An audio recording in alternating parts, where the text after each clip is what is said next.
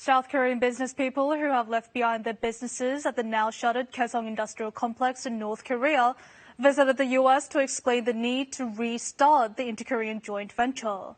Attention is also being drawn to whether a South Korea-U.S. summit slated for later this month could produce a breakthrough for the stalled negotiations on the North's denuclearization.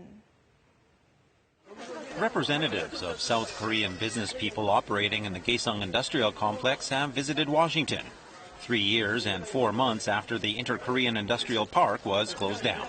The delegation plans to explain the value of the Inter-Korean joint venture to the U.S. government and Congress, and to show the need to reopen it. This is the first time the U.S. Congress will hear from South Korean business people regarding the Kaesong Industrial Complex.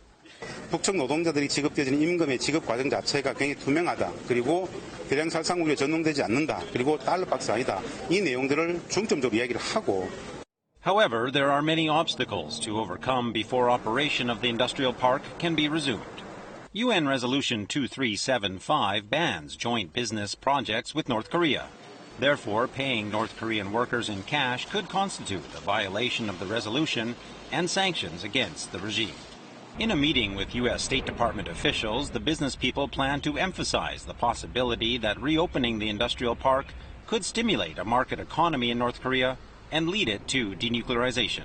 Meanwhile, the State Department said that a South Korea-U.S. summit scheduled for later this month will discuss ways to further strengthen the alliance between the two countries and ways to resume negotiations on the North's denuclearization. The department also said that throughout history there have always been ups and downs in negotiations and that things are never linear. It added, however, that it is doing its utmost to restart the denuclearization talks.